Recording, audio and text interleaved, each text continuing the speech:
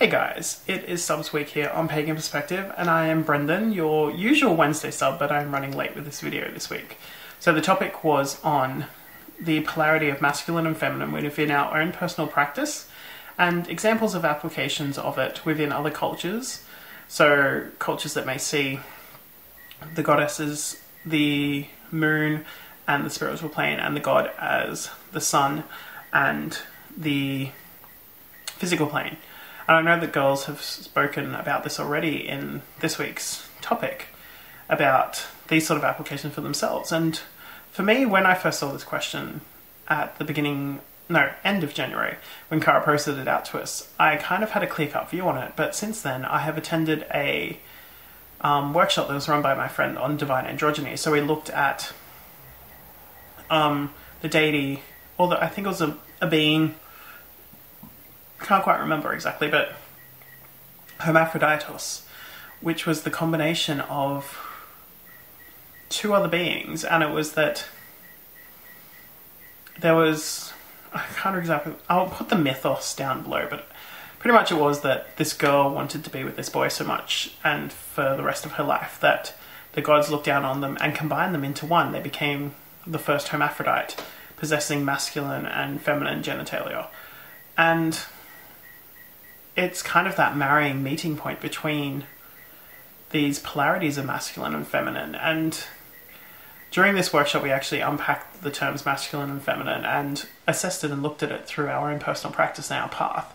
And then pretty much danced in our own divinity, our own divine androgyny, and looked at ungendered and gendered, and realized that as humans we kind of limit ourselves with these concepts of he and she, and as pagans as well, using just terms like god and goddess. I know personally, if I was to say that I work with the gods, I won't say that I work with the gods and goddesses. I use gods as an encompassing term, just as you can use the word priest as something that is non-gendered, but then with history and its relationship with Abrahamic religions, where it is God, man, goddess, female, feminine, and then applying it to things like priest and priestess. And it's where we kind of split and fractioned, when we should just be an all-encompassing bunch of loveness. Oh, where is it? This awesome thing I found. Hopefully you can read it. You're going to see my camera reflected, but it says love is a many-gendered thing, and it's for a play that is going to be happening in Brisbane soon. And I saw it today, and it kind of really spoke to me for this topic, where this topic really this week is about gender of male and female, and the human application of it to our work with divinity and energy. To look at energy, energy is ungendered. Energy is neutral, as we put it. You have positive and negative energy. It's not to say that positive is masculine and negative is feminine. This is where we apply human concepts. You also have void energy, energy that things like dark holes, which will consume energy. And energy is transformative. Energy is not destroyed. It is not always, like as we perceive it, is not always conscious. It is just there. Often it's the effects that we will see with energy. So it is a projective or a receptive effect. It is, yeah, positive or negative, that sort of thing. And it's this relationship between the two. And to look at this concept that we have of this polarity between the two, we have this line of masculine and feminine, when in reality we should be looking more at a 3D sort of scale, where you have masculine and feminine, you have hermaphroditic, you have androgynous, you have ungendered, and looking at it, that scape, with the workshop I did, applying it to my personal practice right now, my relationships with my gods shifted and changed. They didn't become so polar anymore. they became more fluid. It's kind of like looking at this concept of the polarity of masculine and feminine. If you were to have a spinning wheel and you apply a fixed point on anywhere on that wheel while it's stopped. So you pick a point on there and say, this is masculine. An outside force comes in, spins the circle around. This fixed point will stay the same on the circle, but it is moved and changed. It is not fixed anymore, or is it fixed? That is what we're trying to look at here. The polarity, like, is this polarity always set at masculine? Is it always set at feminine? What if the person comes along and stops this wheel and it is in the opposite spot to where it previously was? Does that now make it feminine?